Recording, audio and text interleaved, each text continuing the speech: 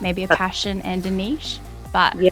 you definitely, like you said, you have to try a lot of things before sometimes you know what those things are. Yay. Oh, let me know. We're on. We are live. Oh, well, They're not gonna need live, one of but those cups as well. So cool. yeah. Well, and this is my boss's office. So I know. at work, he's launching a podcast next month, and then we do like webinars and that kind of stuff all the time. So That's handy to have. yeah. So I just want to like, maybe we can talk about in this episode. We're doing a mini series, right, on YouTube. Yeah. Yeah. About like online business, not just FBA, but like anything like e-commerce, and Business in general, yeah. business Pretty in much. general. And Yeah. I was just talking to Emily, like, what's the reason why we're doing this? And it's because like I've had a lot of people ask me like for advice. Yeah. I literally don't know. Like you just figure it out along the way, right? Pretty much. I mean, you can go by, what's out there online, but the thing is, at the end of the day, it really depends on your business, and it really depends on you as an individual, right? Because everybody works differently. Yeah. And you may not be in the same position. You may not have as much capital as the other person, or you may not want to invest too much. Yeah. So it really depends. I mean, it's all about, I think research is key. Yeah. And just talking to, those out there who've done the hard yards and been down that path. That doesn't necessarily mean whatever they've done would work for you. Does that make sense? Exactly. Yeah. So people ask me, so you're talking about capital, like what's the best amount to start off with? Mm-hmm. Have you had any experience with like? In my case, what it is. You know what? I've started many businesses. Yeah. I'll give you a good example. I opened up a restaurant in 2014, and that was the capital that we started off with. It caught us by surprise. It was like a lot. It was a lot. Like it's in the over the 50,000 or even close to 100,000. Wow. Right? It was crazy. But I remember you moved from Brisbane to Melbourne too. Is this when you moved to Melbourne? Yeah. I moved to Melbourne in 2012. I took a big pay cut from my job, but I was still in the same industry.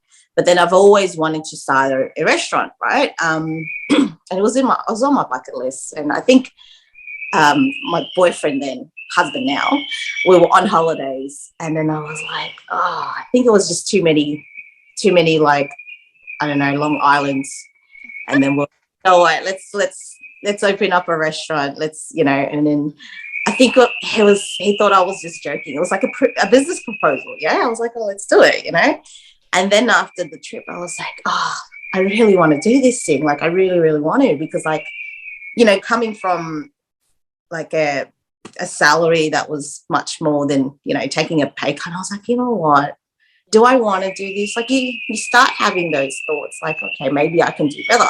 But anyways, coming back to the capital, so something like that, there's running costs.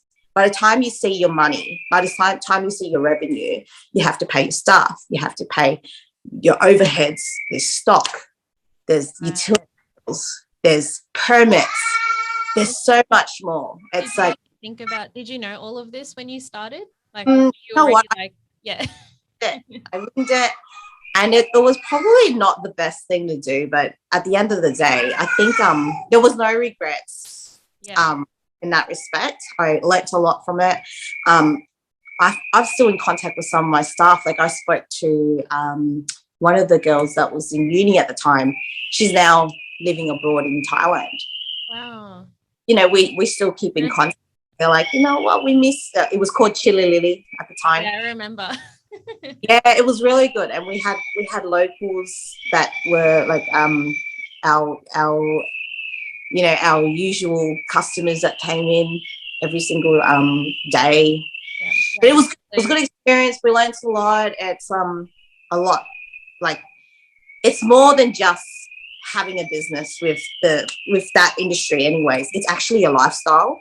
Yes, that's every single hour out of you, and it was like, we're not having fun. Like we traveled a lot, and we're like, okay, who's going to look after the restaurant if we travel, if we've got to go on holidays?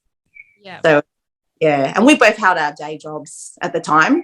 I just want to jump into that because so you were working full time, and you had a good salary, like you're comfortable, but then you wanted to pursue this dream of having your own business. Yeah.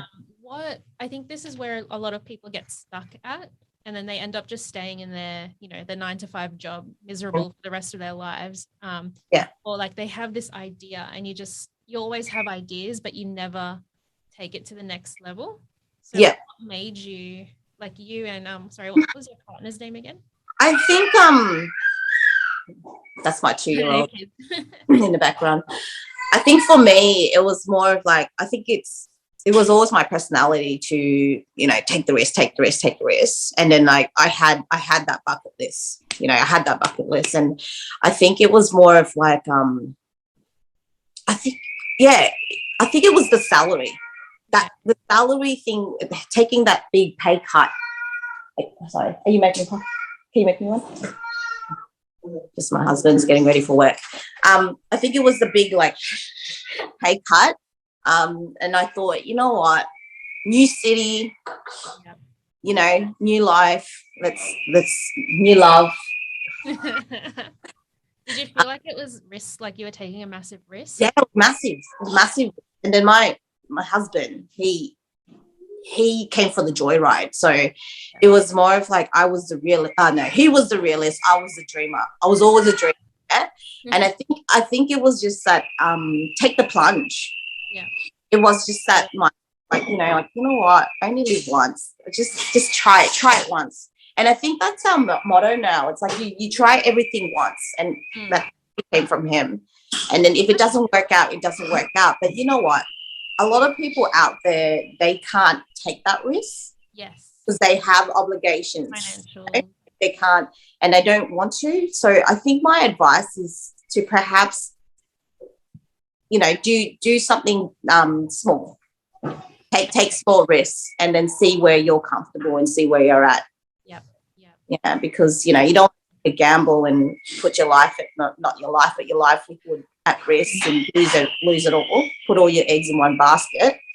Exactly. So yeah, you're right. There's many people out there that's in that position. I've got a few friends at the moment who are comfortable with their 9 to 5 job, and like they want to do something aside, but then like, well, for one, do I have the time? Do I have the capacity? Do I have the space? Do I have the capital? It's all those questions. Do you think it's important to do what you love though? There's like, it can't just be anything random. Like it has to be something that you're passionate or into. Like, how do you know, if an idea comes up, if it's work, does it have to be something you love to start off with? Not necessarily. I mean, it's always okay. They always say do something that you're passionate about in order for it to work out. Yeah. But many businesses can start off from, let's say, a convenience, or maybe you saw an opportunity to solve a problem. Say, for instance, a business that I know, Label. I'm just gonna bring out businesses. The founder of Label, she found the need of breastfeeding tops and clothing that were, like she wanted to upgrade her wardrobe. Yeah. So she found that, there were not many out there. So she thought, you know what, I'll take it in my own hands, So she wasn't really, I don't know if she was passionate about it, but, it's like. She needed it. Like it was in the market. And I think also, like, if you find that niche or that missing part, there's always a way to work in your passion, because, it could be as simple as you like connecting with people. You can do that through a lot of different avenues. So I think, finding the balance of both, maybe a passion and a niche, but you definitely, like you said, you have to try a lot of things before sometimes what those things are, and life makes those things fall into line, but you just got to try. If you do nothing, you'll never ever know. Yeah, that's right. I mean, what comes first, passion or the idea? Chicken or the egg? Yeah, typically the idea. I mean, you can have. I mean, there's another entrepreneur. She was actually a designer. She became a designer. You know, she was just helping, like she was just doing her social media stuff, right? Designing posts and all that stuff. And then she found that she was helping out other businesses, and now she made a business out of it. So it was an idea. There was a need for it, and it snowballed into something. So I think you have to put a lot of thought into it. A combination of putting a lot of thought into it and taking the plunge, taking the risk, is. I think that's what I did. But I mean, like, don't be afraid to fail. Yes. If you fail, it doesn't mean it's the end of it. Like, if you fail, take something from that failure, you know, like from that moment, and just utilize it to not do it again or do it better. Do you know what I mean? Yeah, so failure is growth, right? It's pretty much. So I look at it as I don't label it as failure. Look at it as like trial and error, or like just like testing. You're just testing it, and if it doesn't work, then cool, I'm going to test something else. Such as this, like, you know, we're just winging it, but we're just like testing it. And like, I'm really enjoying it right now. And yeah, like you just got to be out there, put yourself outside of the box and try it. Yeah. Cool. So, okay. So for example, someone's come up with this amazing idea, and next step is to do, if it's a product research. So for me, I'm getting into Amazon. Keep talking. That's okay. Sorry, I really should have went to the other room. Yeah, I got it. You don't need to. Prolific, not perfect. Yeah, I heard that saying. Carrying my tripod for me, taking me to my studio. The house is still like not put together. Everything's just everywhere. We just don't have time. We still need to operate our businesses. Did you only recently move? Huh? Did you only recently move? Yeah, recently. It's been a week. Oh, 2 wow. weeks. 2 weeks now since we've moved, and the wind is crazy. Like, I can hear it. Is that Melbourne weather? Yeah, it's Melbourne weather, and you know what? We had really good weather the past 2-3 days. Yeah. But since then, I don't know. I don't even know anymore. I'm not even gonna bother, following the news. Weather. The news, yeah. Are you allowed out yet? Yeah, we are. We are actually. Some of the restrictions have been lifted. So, for instance, we can have 10 people in the household. We don't have that 15-kilometer restriction radius. We can go, like, restaurants are open, but you have to be fully vaccinated, like double vax, in order to go, because it's kind of like a green card, like in Europe. That's what they do now. You aren't able to dine at certain places. I think all restaurants are doing it. Yeah, wow. That is insane. Yeah. This is just like a separate conversation. Hey, like I could go into a rabbit hole on this topic. Oh, we can go like hours and hours. But let's get back to the side of things. Yeah. So you've come up. So I'm starting an Amazon FBA, and we've come up with this idea, and we're actually in the reaching out to manufacturers now. But before I go to that step, I think product research you mentioned is key. You can't just like come up with an idea and then just like buy something. Like you really have to, like, I don't know, do research your competitors and things. So yeah, it's always good to have an idea, and like, you may think that idea is good, but then again, it's like, well, is it really good? Have a look at your competitors. Have a look at what's out there at the moment. So it's the worst when you come up with an idea and there's no one out there to buy it. So, I always I like to call myself a mentor, but a lot of I'll just call them mentees. A lot of people who have reached out to me, what I say to them is create that audience, do your research, ask those questions, whether is there a need for it? Is there something out there already? So when you how can I do How can I be a point of difference? Is this going to sell? When you say create audience, what do you mean? So do you mean like you have to start your own following, or like reaching out to people? Yep. So it's either create your own following base or have a look out, like it's pretty much a niche, audience niche. So basically, let's say, did you want to talk about what you're starting up or? Yeah, sure. So I'm launching a journal on Amazon FBA. So so you're launching up a journal, right? You're launching up a journal. How many businesses out there who are doing the same thing? What type of journal? Those are the kind of questions you need to ask yourself. What type of journal do I want to start up? Is it going to be a personalized one? Is there a need for journals? How many people these days use journals? We live in a world of like, new technology these days. Are people still writing journals? Are people still doing the old school pen and paper stuff? Those are the things that you have to look into. Are people buying journals for the look of it, or are they actually utilizing it? Yeah. So those are the type of the questions you have to ask yourself and do your research. Have a look out there. It's Amazon FBA. Hop on Amazon, type up journal, or have a look at what is the closest journal to your end product. Yeah. That makes sense. Yep. So I think what I did was I think I told you I stayed in an Airbnb with a bunch of girls in Bondi. They hosted an Airbnb. They actually own a journal business, and I sent you the link.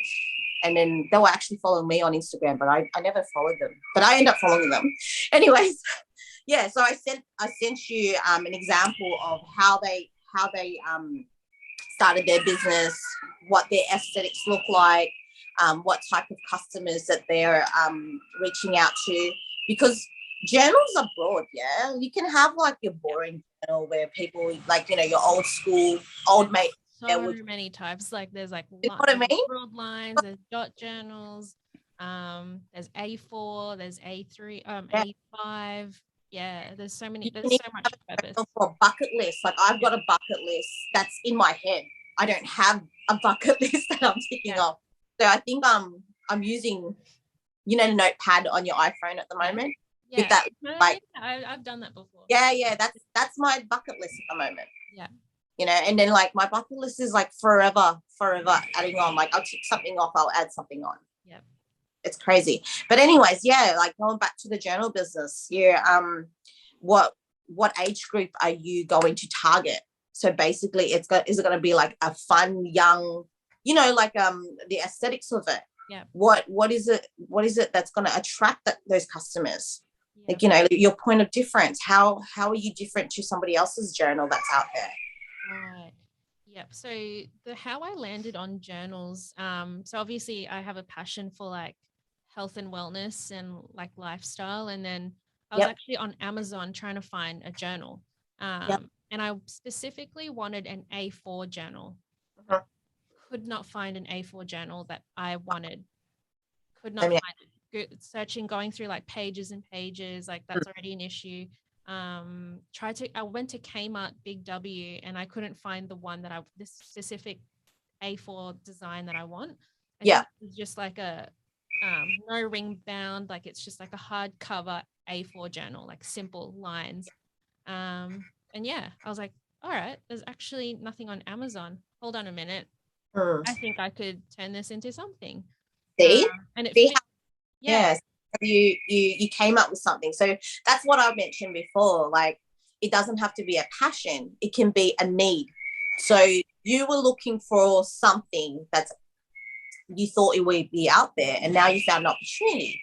Yeah. So therefore, you can start something. Like, for instance, another example, I had a girlfriend who can't wear certain like earrings and stuff from La Visa, or those those jewelry, so because she gets like allergic to rashes, but she doesn't want to be spending money on the real stuff, and so she thought, what, maybe I should start like a jewelry line. So it comes from a need.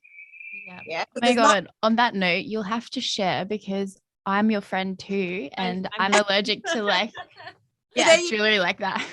There you go. There you go. Because you know what, with that age group that we're in at the moment, so what are we, like your early 20s to your late 30s, whatever it is, yeah?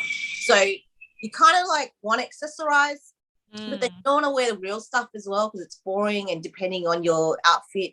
So, you know, that there's a need for that. And there's not many out there here in Australia, yeah? There's not many out there. There's a lot of stuff overseas, but who's got time to wait for shipping? And then, you know, it's hard.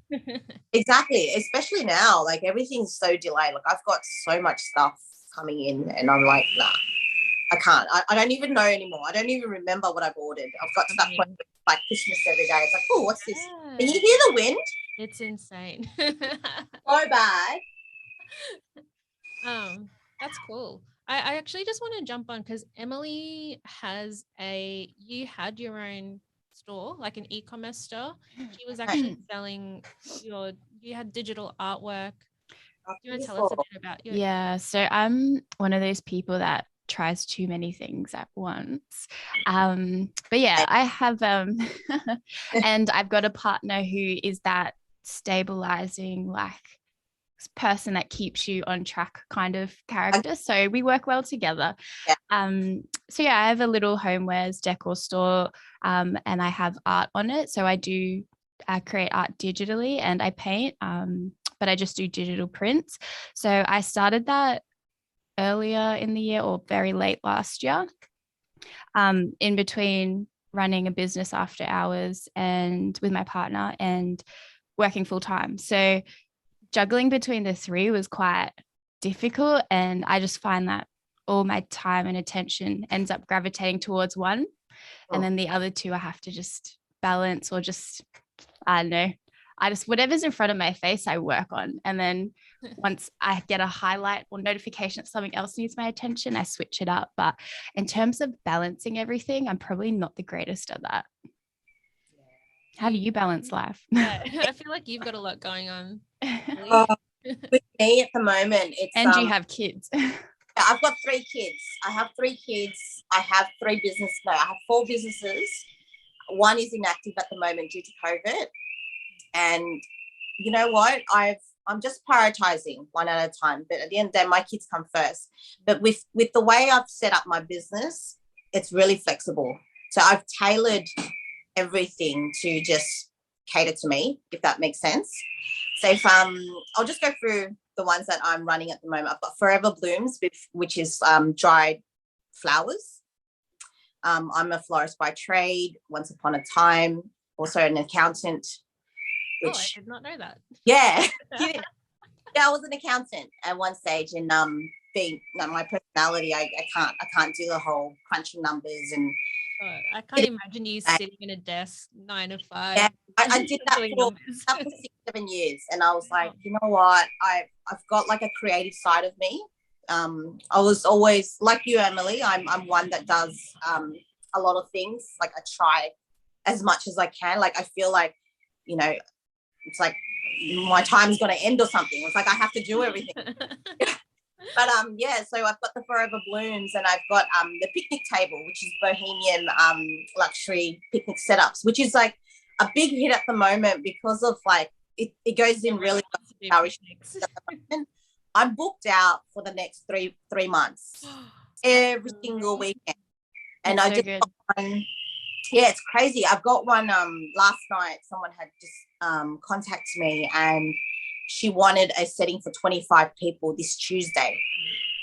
My birthday is on Monday, so I'm like, okay, well, and it's nearby. It's nearby. Like, we've got a coastal park near our house. It's literally like not even like 2-minute walk. Oh, wow. So it's there. So I was like, why not? It takes me like 20 to half an hour to set up for something of that size. So yeah. Anyways, with this 2 businesses, it's not like I'm picking and choosing, but I've learned to space out my orders or space out my services. So I think that's the beauty of being self-employed.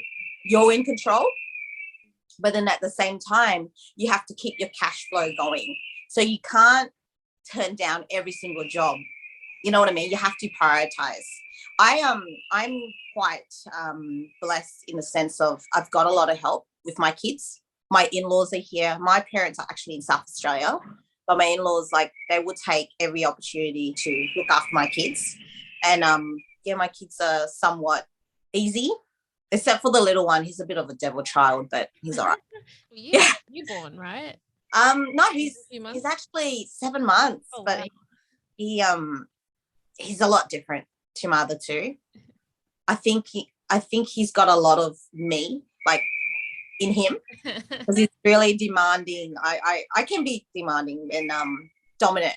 Yeah, he's really dominant. He vocal as well. He knows what he wants, and I'm just like, my husband the other day was like, "Why did you make him like this?" I'm like, what do you mean? Why did I make him like this? Mini you. Yeah, so going back to how I balance my life, it's mainly I've got my calendar, I've got my schedules. I am always 2-3 steps ahead of what I do. Pick and choose. Like, for instance, that booking last night, I was talking to my husband. It's like, should I take it? Should I not? I would have turned it down. But when I'm talking to customers, I don't turn them down straight away. It's like, okay, can you leave that with me? Can I get more information? Let me have a look if I can actually cater or if I've got anything booked. Do you know what I mean? Like, it's you pick and choose. And I always say, don't bite off too much more than you can chew. So it's really important to, hi darling. It's really important to just be comfortable with what you're doing. And, like, it's great that you've got a lot of work, but at the same time, quality comes first. Yeah, like, you can't just try to wing it and be greedy. You know what I mean? So yeah, I haven't balanced it out. I'm still working out how to balance my life.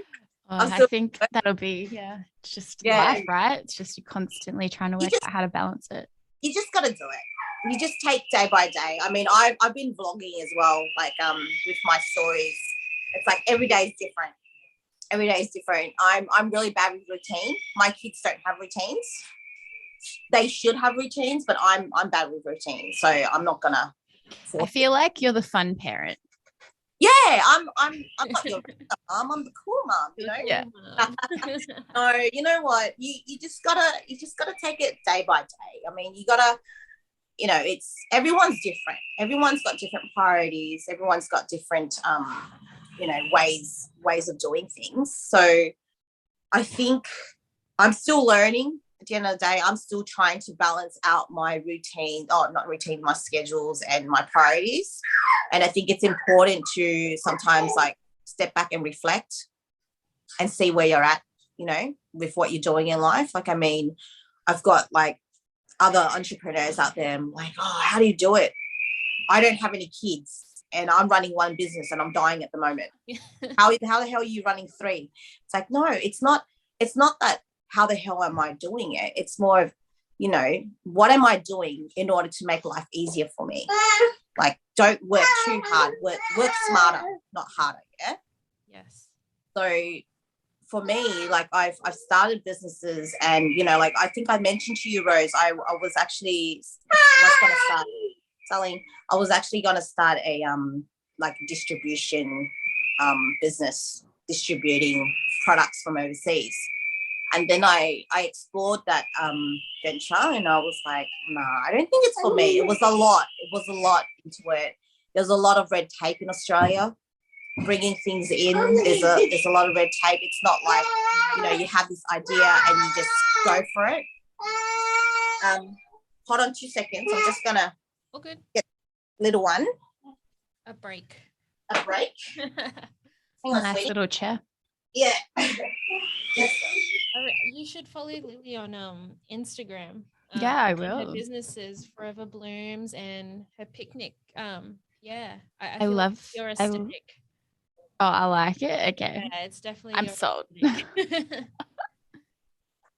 It's so cool. I can't believe she's doing so. You would be doing so well during COVID with, like, the picnic setup, because you can't do anything. Like, you just go out and do picnics. Yeah, people are just it's like the only thing you can book stuff at home with your friends. But it's a great way to still keep connected with everyone, I think, without being, I don't know, at places and in trouble.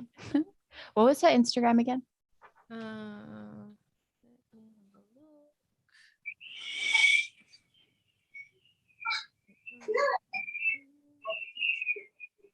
What is that, Bluetooth? So, it's travel_Lily. Where do you plug in? I'm using my phone. Sorry, ladies, I'm back. Okay, I have to entertain a 2-year-old. She's got plenty of toys and plenty of things to do. I think we'll go for too much longer because it's going to be like a mini series, so it's easy to digest content. And we have more to talk about, and I really need to organize like my space, and the background noise is really bad. That's okay. This is the first pancake, Yeah. I said in one of the stories, like you did pancakes, yes. Pancakes. Do you know that saying? First pancake is always the first pancake is always a flop. Like it's never the best one. But then as you keep practicing and doing better, like you keep doing more prolific, not perfect, you keep doing more, you get better and better and better. That's so good. I took that way too literally though. I always remember my first pancake being really good. And then from there on, they just got more burnt because the pan got more hot. But I get what you're saying and it makes so much sense. Yeah. I actually compared it to your first pancake is like your first boyfriend. Your first boyfriend. Yeah. Oh, isn't that another podcast or video in itself? I think I was doing a vlog, one of the stories on my Instagram. I was making pancakes, and the first one was like had like little spots and specks and stuff on it. I'm like, your first pancake is like your first boyfriend, and then the amount of freaking DMs I got. Yes. Oh wow. Yeah, it's true. The first pancake is always not going to be perfect, but it's like a projection, of seeing their path. Exactly. So I think I think this is going to be good. Like it's a journey that you're going through. I base it on like where you're at with the actual business itself. Ask those questions. And the thing is, how do you know to ask those questions? Yeah. Like, how do you know? Right. That's why we have things like this, mini series like this. Yeah. Out there, for those out there who actually want to start businesses or, explore the idea. Is there anything else that we want to cover? I think just like key takeaways for me from this chat, like, I think you just got to try it. So if you have an idea, try it, but with research, like you don't just get straight into it. Yeah. And like, you were saying how someone had a need for the earrings or with the top, or such as myself with the journals. As long as you have that idea, then I think you just, I heard this quote, it's called, someone said this to me, it's build the bike as you ride it. So you can figure it out as you do it. Like I actually really don't know what I'm doing half the time. Emily just got a new job as a marketing coordinator. Has no experience in marketing, but she a little bit, but not specific to the job that I got. So working for a builder developer. So it's completely different industry to what I've worked with before. But I mean, I might have to hit you up because that's basically the industry I'm in as well. So I work with developers. That's my other business that's on hold at the moment. So I do investment properties with foreign investors overseas, working with builders, developers, packaging up house and land packages. But really, really interesting. It's one of those industries that's, how do you say, it's quite daunting. There's a lot to learn. Oh my goodness. There's so many different departments in my workplace and I like to know everything, but I think it's one of the biggest companies I've worked for and I've just given up. I'm like, whatever's in front of me, I'll figure out and I'll know what's happening. Everything else is background noise and I'm just not going to stress myself about it. I think that's really important too, is to block out the noise and just focus on where you're at. I mean, there's a difference between winging it and just you know, like a lot of people out there, there's so many cowboys, you know, you just want to, like, how do you say, fake it till you make it? Yeah, don't do that. Don't make it. I think for me, I've ran into so many opportunities like this, like, you know, that's another story altogether. I mean, I never took that approach of faking it till you make it. Like, my approach was basically, wherever you are, whatever opportunity you get, learn as much as you can, absorb everything, find the people around you, you know, look for help, and then grow from there. It's better than faking it. But yeah, it's like you are going to learn so much, and I reckon it's going to be good. Yeah, it's loving it so far, and they're super supportive. Such a nice working environment. You was mentioning how you worked in accounting, finance before, and how it just didn't suit your personality. Yeah. So the only reason I moved from the last job that I had was because it didn't suit my personality. And I knew the key thing for me was being in an environment where I could collaborate with my team, bounce off of each other, have that energy in the room, which I just didn't have. And moving into this job, I may not have necessarily every skill that they were after, but I had the right personality, attitude, and energy for their workplace, which is why I got the job and why I'm enjoying it so much. So yeah, environment and your capability and willingness to learn and grow is so important. I think a lot of you know, employers out there, and different organizations, it's not so much of what's on the piece of paper.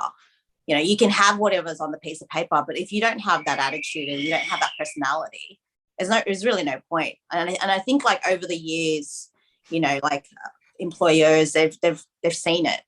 There's evidence to show that, you know, like, get someone who has that drive, get that someone that has that passion, and then you'll get the job done properly. And then, if anything, you'll get bonus on top. You know what I mean? Like, you get extra on top. But yeah, it all comes down. I think the key notes from this is basically, you know, enjoy what you're doing, and actually understanding where you're at, and knowing what you want is always important, because, like, you know, you can be in a position where you don't know what you're doing. Yeah, I've been in that position many times, like maybe today, like, I don't even know what I'm doing today. But at the same time, as long as you know what you want, then that's enough to guide you, you know, to where you want to be at, if that makes sense. But yeah, also, don't be afraid to try new things. Take risks, but have a look at your situation, whether you need to take big risks or small risks. There's long-term risks, short-term risks. It's a matter of just having a look at where you are, what position you're at. But yeah, what about you, Rose? Is there anything that you want to add with this? Yeah, I think for me, so yeah, when you have an idea, give it a go. It's trial and error. Don't be afraid to fail. And if it doesn't work out, it's okay. Move on. Find something new. I love trying new things all the time. I always, people always say that I start and stop all the time, but that's because, like, if I start it and I don't enjoy it, I'm going to stop and try something else. So it's actually not a bad thing to start and stop. Because you've got the start. Some people don't even have the start. So that's correct. And you know what? Just on that note, when you say, some people say you start and stop, don't worry about what people say. As long as you don't have to actually update everyone what you're doing. I think I've learned that. I used to be one of those people who was always worried about what my parents thought, or what my colleagues, my friends, the people around you. Do you know what I mean? Like, there's so many people out there who are doing things for others. Like, you don't realize, but the thing is, you have to do it for yourself. Do you know what I mean? Like, it's like, if people are saying, oh, why do you start and stop? You don't have to go and explain yourself as long as you know. I know why. Yeah, exactly. Because it's not because like I've given up or like I tried too many things. It's just because I generally like I tried it and then I don't want to do it anymore because I actually feel like it doesn't align to what I do. But at least I tried it. And so I move quick. So if it doesn't work out, then there's something new. Yeah. I'm the same. I change from one thing to the other, and like same reason, but at the same time, you don't have to explain to others. No. Yeah. Exactly. And I think a lot of people are stuck with that, and they beat themselves up, and then they're like, oh, this is too hard. Maybe it's not working out. Maybe, like others are saying this, others are saying that. Like, just block the noise out. Yeah. Just block the noise out and just regroup and reflect on yourself, and you're like, okay, well, what do I want? Why isn't it working out? Step back from it and be like, oh, well, why isn't it working? Why am I not enjoying it? I think at the end of the day, it's like, as long as you enjoy it, one, enjoying it, two, get like a kick out of it. Yep. And don't do something that is not beneficial. I suppose it's a waste of time. Like, you only live once, right? And enjoying the process as well, right? It's like you're not waiting for the end goal, but you're enjoying the process, the journey to get to the goal. Yeah. What about you, Emily? Takeaway? Well, all I was thinking just then actually was always obviously do things for yourself. It's not about everyone else. And sometimes the people that have, a lot of questions or opinions on what you're doing are just bystanders. They're watching, but maybe they're not necessarily doing anything. And like, you don't need to please those people. You just need to do it for yourself. There's another point I was going to make. What was it?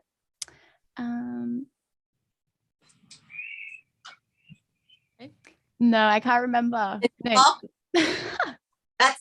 That's me every day. I have and my husband's like, what are you saying? I'm like, my brain is saying it, but my mouth isn't. Oh, I remember. So it's those people, it reminds me of like Google reviews or reviews online. Sometimes people review and comment like no tomorrow, and it can be the most obnoxious negative thing, right? But why do you have so much time to review that thing that like so passionately, a long paragraph? But putting shame on someone when you could be maybe giving positive advice or helping that person. Like, you can put your energy in different places. And I think, if people are along with the journey, if they can help and be positive towards you, keep them. If they're just going to be asking questions and maybe judging, that's not energy you need in life. You like those people, they're the noise you need to block out. On that note, with the review stuff, the negative ones are the ones that surface. Yeah. People don't have time to review the positive stuff for some reason. And most reviews will be the negative one, because when people are upset or, time and day to express themselves. Yep. But sometimes when those who are happy with your service or your product, they might not have time. But yeah, I'm asking my customers every now and then. I was like, if you have the time, please review. It's up to you. And I just send them the links and whatnots. But like, block out the noise. I have another girl that's an entrepreneur, said the same thing. There are many people that aren't on the same wavelength as you. And I think I've learned over the years as well, it's like everyone has their own journey, own paths, different stages in life. And if they don't benefit you in whatever way, not that I'm saying, you only be around people who are going to give you something. It's not that. It's more of like the negative vibes, just block it out. You don't need negativity. You just do you. You do you. You block out the noise. You block out the negativity, and that's how you grow. Yeah. But I don't know. I just feel like this whole starting a business is more than just starting a business. Yeah. It's like your personal life as well. Right. It's a journey. Like, make new friends along the way and find out new things, new skills, and then it's part of your life. It's all hours of the day. Surround yourself with like-minded people. I have a group of entrepreneurs from Sydney, Brisbane, Melbourne, and we're all small businesses.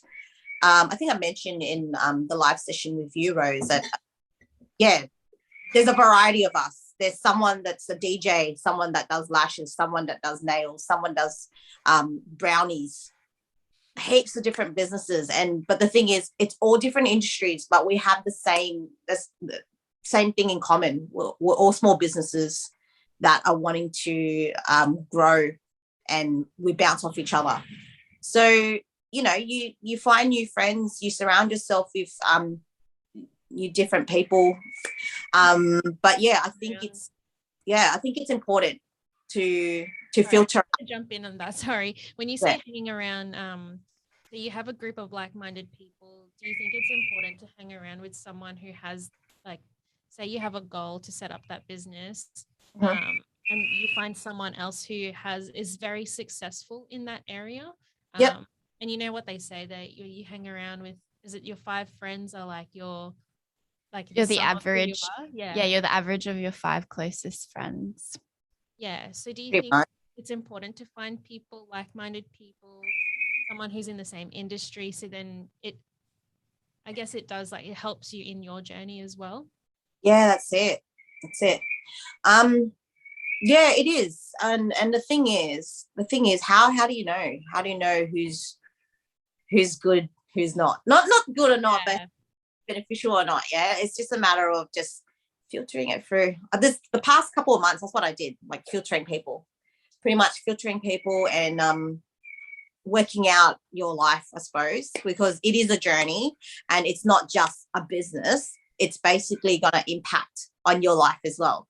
So it's that balance. It's that balance of work-life balance of priority, balancing out your priorities, balancing up your time. There's so much into it, but the thing is, it all starts with an idea, right? Start off with an idea, but then you have to overlook everything else, and then just take the plunge, I suppose. Take the plunge, but at the same time, be cautious of the consequence, be cautious of failure. But the thing is, it's all right to fail. Because if you don't fail, then you're not going to know whether you're doing it right or not. Look at failure. I think you mentioned, look at failure as a guide, not so much as a negativity that's going to, like, put you down or slow you down, if that makes sense. I don't know. I think it's personal development at the end of the day. Like, like I wasn't like this, let's say 10 years ago. I was that chick that was like, nah, I think I'll play it safe. Nah, I think I'll stick to my job. I remember you saying you were shy as well. Yeah, really quiet. I was introvert, and I'll say I'm introvert at the moment, but I'm gonna try to find that balance where, what they call it, between the introvert and extrovert. Is it mono? Oh, I didn't even know that was. There's a word. I didn't know. Yeah. There's a word for it, and someone jump on Google. There's a word for it. There's in between an introvert and extrovert. When I feel like as an extrovert, I'm giving away too much. You know what I mean? Like, there's got to find that balance where you have to try to be, like, reserved as well. Not saying that you got to put up your walls or anything, but depending on what you want to do, I suppose. And I think, Rose, you did mention, I think I was chatting to you and you're like, oh, I'm getting too excited, I need to calm down a bit with the whole. That fire that lights up when you have an idea and you're just like, oh, I want to do it now. Let me ask, why do you feel like you have to calm down a bit? Like, what's that mindset? Like, what were you thinking at the time? So the idea was to do this, right? Mm-hmm. Oh my gosh, I need to I need to interview you. It's such a great idea. Wait, calm down a little bit, because I get excited very quickly when I think of an amazing idea. And historically, like, when I get excited, I do it, but then the next day you're like, oh, like, okay, I don't want to do it anymore. So Yeah, I usually give myself 24 hours to think about it overnight before I commit to something, rather than just going straight into it. Yeah, so that's why I was like, okay, I just need to think about it for a bit. You're pretty much being cautious. Yeah. So it's good to limit yourself. It's good to do that.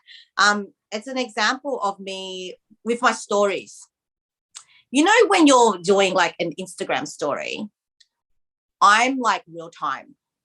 Only because I don't have the time. If I'm filming something, I'll post it on the spot. If I'm leaving it there, it's not going to happen. Yeah. If I leave it for the next day, well, then too bad. That post is obsolete, no more. Yeah. So I'll So it's like that. I'm the same. I will come up with an idea and I have to talk about it or do it on the spot, or otherwise it's not going to happen. Yeah. My husband complains about it because he's at work. I'm calling him, hey, and he's like, why are you telling me now? Because I'll forget at the end of the day. And it's not going to happen if I don't call you and tell you now, because that's just how my brain works. Yeah. And we're not all like that. And I think it's really important to find yourself and understand how you work, if that makes sense. Exactly. Everyone's different. Everyone's energy is different. Exactly, yeah. But not saying that it's a bad thing to have that fire, yeah. But at the same time, I suppose like what you're saying, like giving yourself 24 hours, that's such a great idea. It's kind of like, okay, well, it's time to think about the pros and cons. Yes. And then you're not rushing into things. And then sometimes when you rush into things, you forget the important parts. Yeah. And sometimes things get missed, and then that's how you come up with mishaps. Yeah. So yeah, I think I was reassessing my time. So right.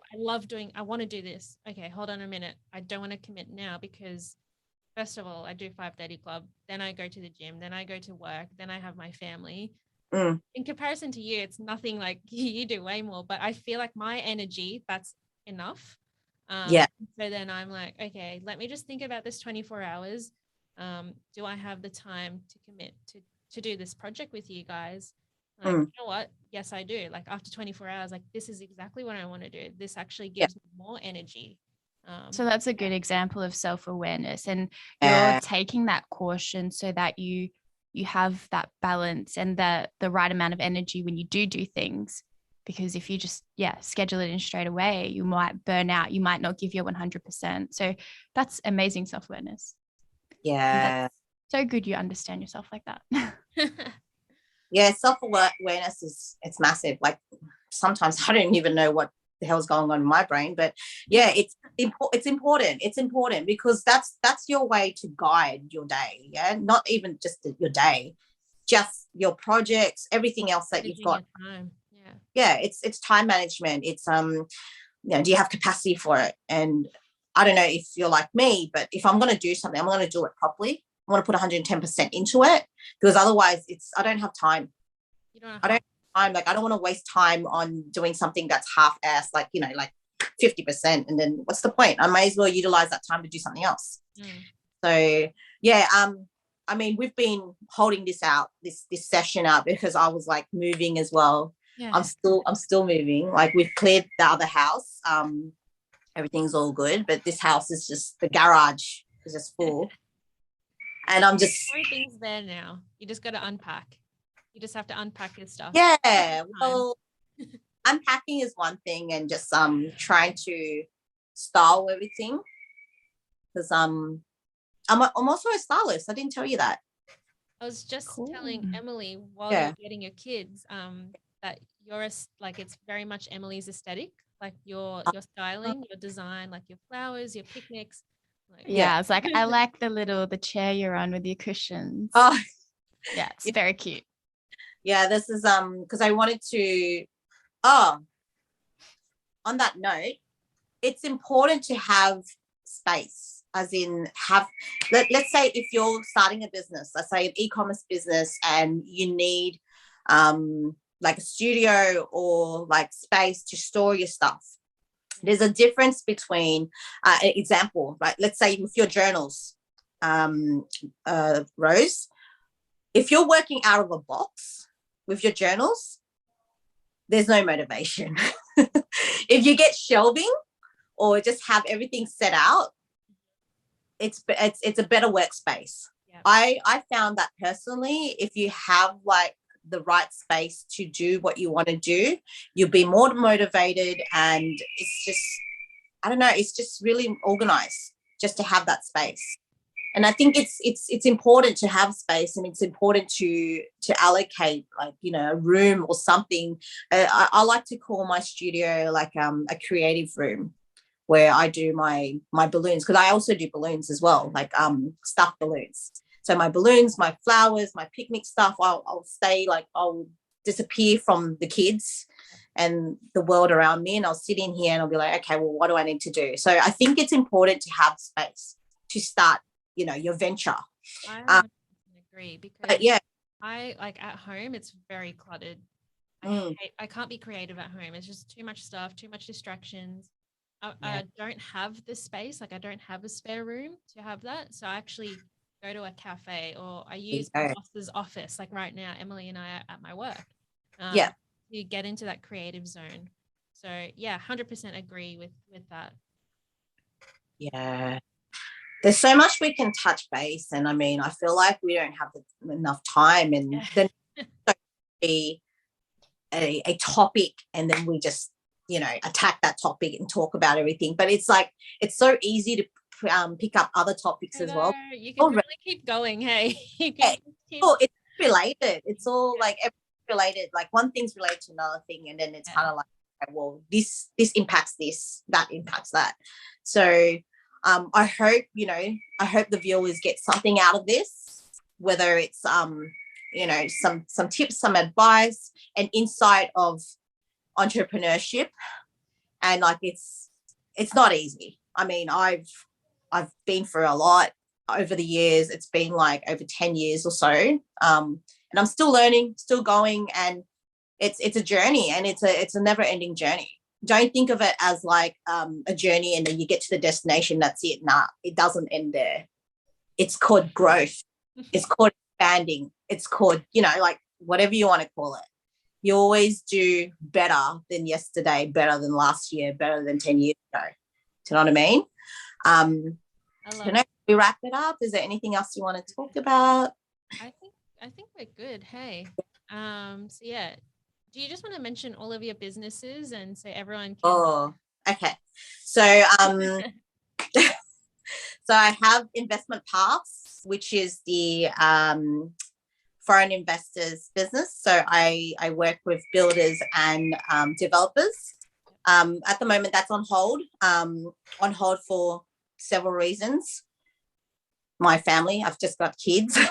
it's I can't commit to it at the moment, but I've got stuff happening in the background. So I've got people overseas and also locally here with agents, builders, developers, banks, financial advisors, accountants, all that. But that is on hold at the moment due to COVID as well. It's really hard to try to you know, operate a business like that. So that's on hold at the moment. What's operating is Forever Blooms. So I do everlasting blooms and also native flowers, and they're all dried.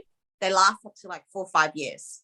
Wow, like, I did not know. You don't need to have water in it. I've got customers from like last year that sent me photos and they're like, Lily, it's still freaking looks the same. I'm like, yep. Just spray it with hairspray and then it'll stay longer. Wow. But yeah, so that's Forever Blooms. I don't have a website for Forever Blooms. I mainly operate from Marketplace on Facebook and TikTok as well. So a lot of my customers are filtering through TikTok and Instagram, so all social media platforms. I had a last minute one last night. Someone had just contacted me. Do you have anything on hand? I go, no, I can put something together for you. And this was like 7 p.m. last night. She was forever grateful because she came over. It was like a last minute gifts, like present or something. And then I've got Picnic Table based in Western Melbourne, but I'm actually doing like the city as well. I'm a one-man show. I can do everything on my own. I like to drag like my 13-year-old son to help out. I I've seen kids in the back of your car, like picking up the flowers or setting Yeah. up the table.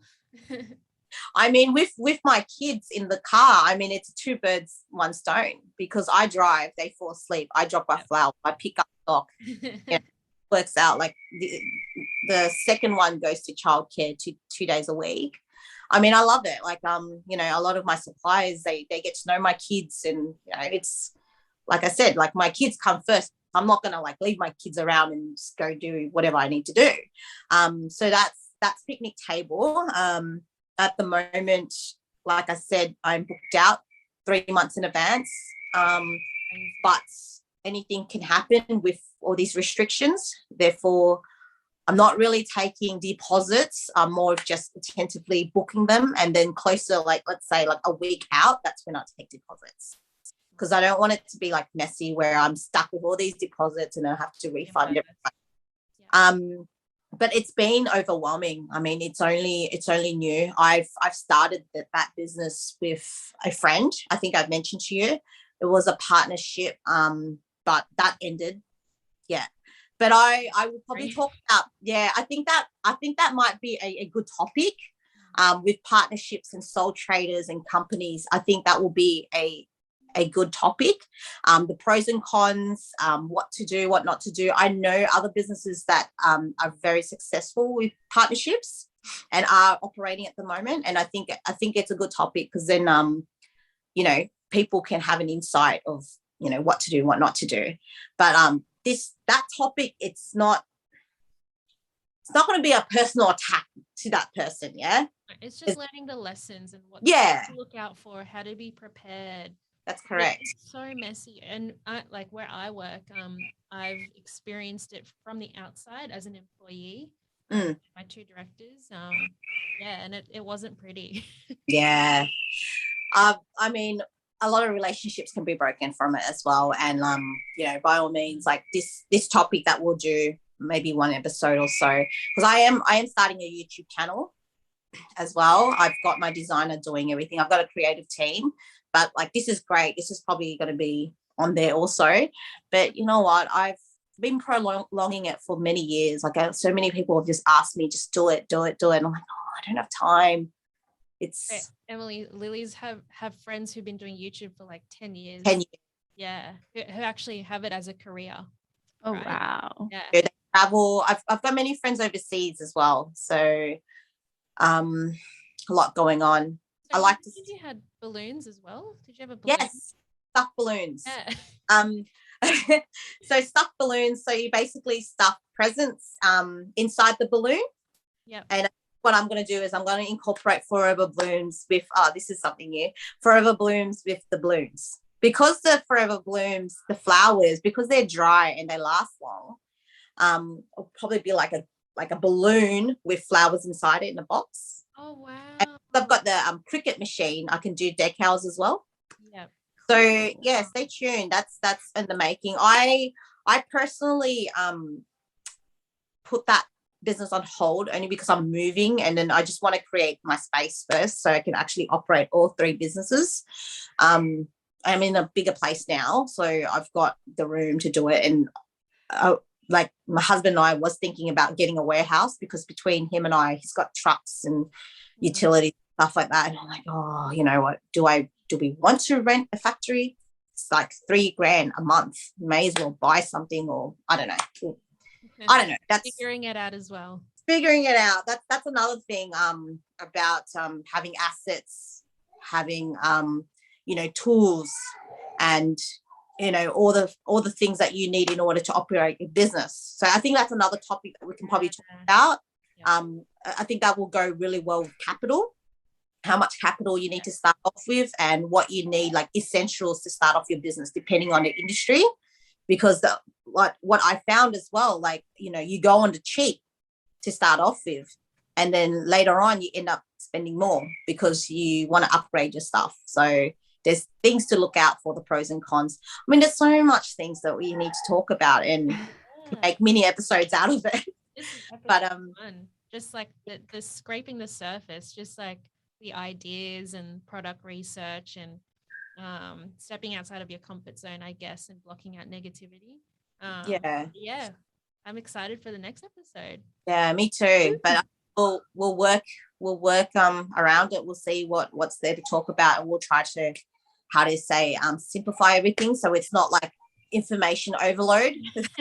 let's organize in order and on a topic. Yeah, no, I think that's a good idea. I think the topic should be just based on the stages that you are with your business. Okay. Yeah, I think that will work out really well. All right, let's wrap it up. Otherwise, we'll go on for another 2. Yeah. No. Thanks, Lily. Thanks for jumping. All right. Thanks, Lily. Nice to meet you. Nice to meet you, Emily.